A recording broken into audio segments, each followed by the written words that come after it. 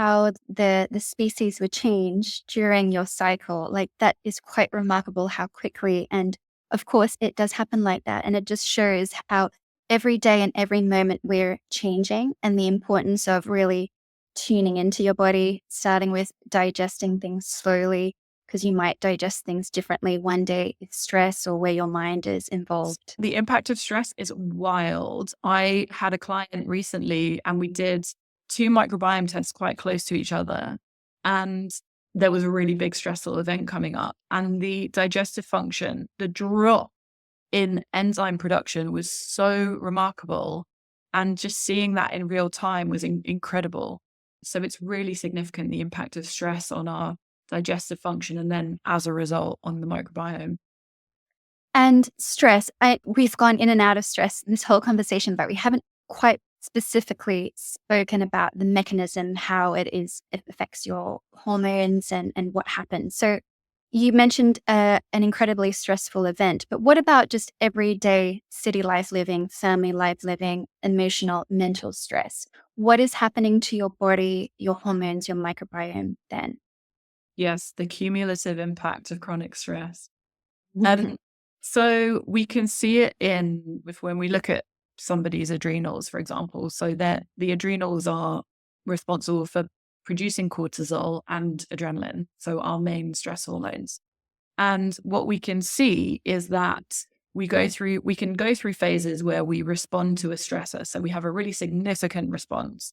But if we have lots of perceived stressors all the time, then sometimes we see just an elevated level of cortisol across the board. And then eventually what happens is that the body has this feedback mechanism where it says we can't deal with high levels of cortisol all the time. That's not healthy for the body. So it downregulates everything.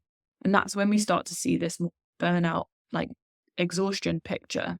And that is what's coming back a lot, especially post-COVID. I'm seeing it a lot. We haven't really processed the stress from that.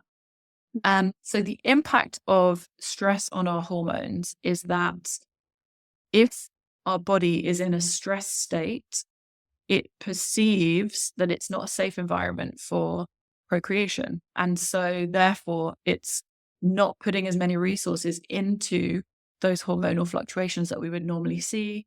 It's not putting as many resources into follicular health, egg health, all of those kind of things. So the resources get redirected.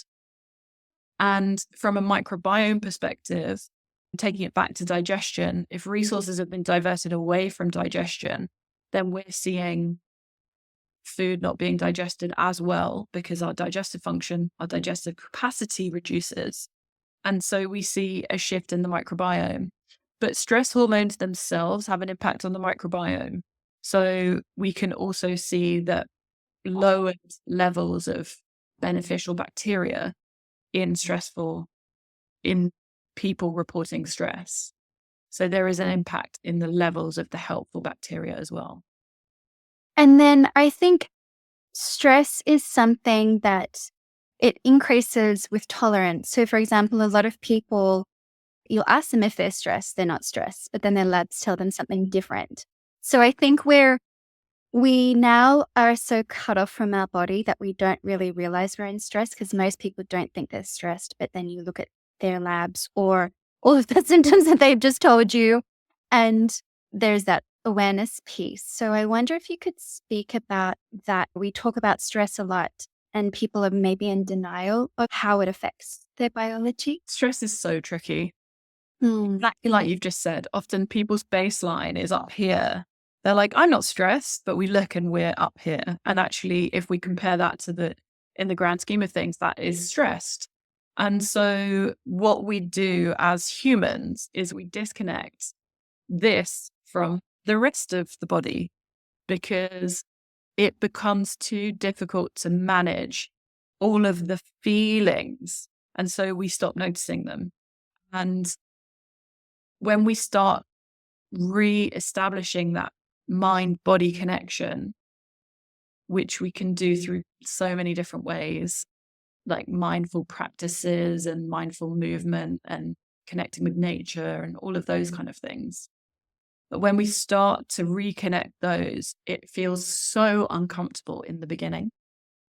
But ultimately, for your long-term health, it's so important that you're noticing the cues from your body, because one of the things that we hear the most about is sleep disturbances and that having an impact on quality of life. But our whole body has a circadian rhythm. Our hunger cues are set by our circadian rhythm. When we go to bed, when we wake up, all of these things. And so if we've completely disconnected from our stress response, we are not living in rhythm. We've completely removed ourselves from it. So you just mentioned those simple things. And I have noticed those people when I do teach yoga and meditation, it's, I'm not into that. I can't do that. I've got to go punching. And Yeah. it's very much that A-type personality, because there is that uncomfortability with feeling, because it's the same as if you're someone that's hyper on the go, you go on holidays and you become sick, don't you? Yeah. But it's that disconnection there. So I think the first pieces of helping people to connect to their bodies is going in nature, doing some breathing, kind of nervous system regulation things. Is that what you recommend? It's exactly what I recommend. It's why I set up the retreat exactly for that, to create this space where you are really able to tap into your nervous system, but in a really safe space as well. And all of the decision making is taken away from you, because as you show up, you're brought to the space. All your meals are prepared for you. There's a program of things that you can participate in if you choose. But really, it's about that nervous system regulation. Can you talk to us about a little bit about your retreat and retreats in general? Because I think now there's a lot of awareness, they're not hippie, and it is a priority and something to do to retreat from life so you can be taken care of. I think that's it. It's the being taken care of. I created it because it was exactly what my clients needed. And even for the clients that don't come along, sometimes we do instill retreat mode on a protocol that they put in place at home. So that will be things like a slow morning, eating breakfast within an hour of waking, not having any caffeine on an empty stomach, connecting with nature in some way, possibly journaling if that is something that they're open to, breathing exercises. And it's scheduling these all as part of your day so that you're taking these little micro breaks away from your stress response and nourishing that nervous system.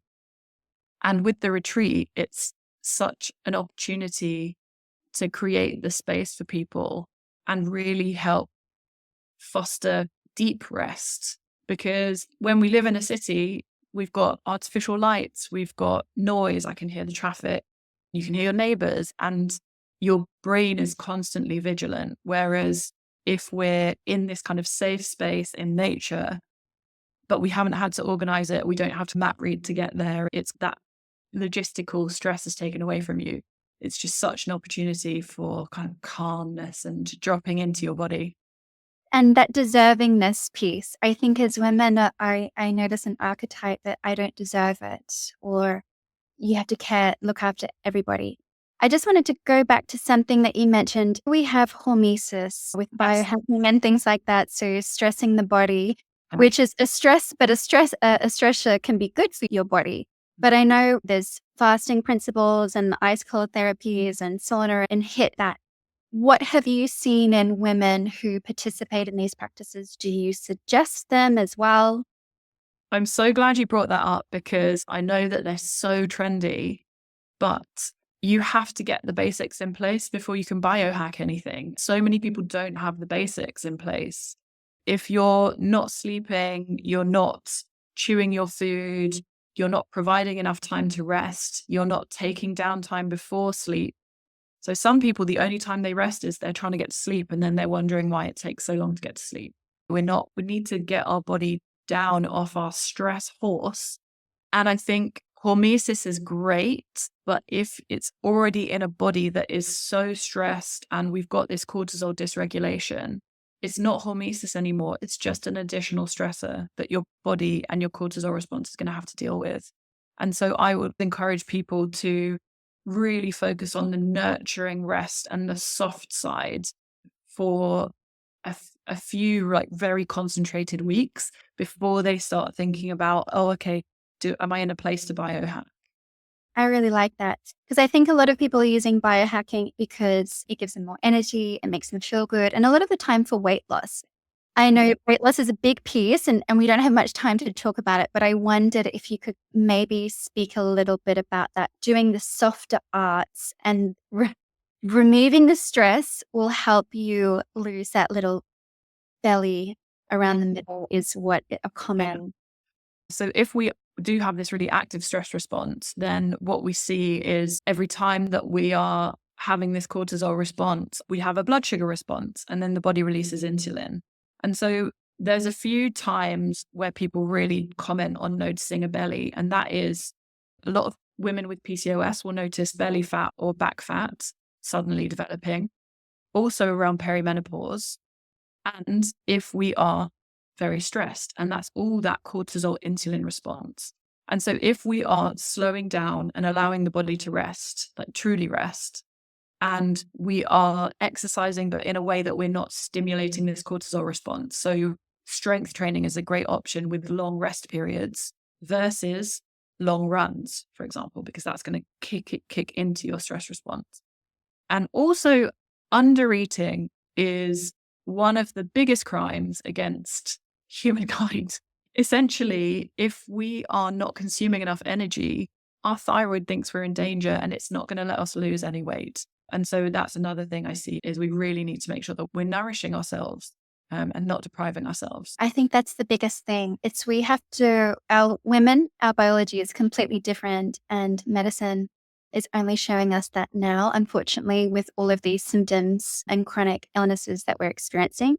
So we really have to change the game, don't we? What's 3 takeaways that you want our listeners to leave with?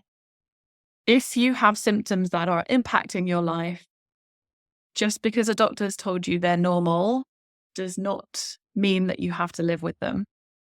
So if you have something that is impacting your quality of life, you deserve help and to figure out what's going on. Stress is, I feel like a fraud saying it because I've said stress is my biggest weakness. But learning how to manage your stress is one of the most important things for your physical and mental health long term. And consider whether you're feeding your microbiome, because I think often small tweaks can make a really big difference. And if you think about, am I feeding my microbiome? You're also just going to broaden the nutrients that you are coming into contact with as well. It's a whole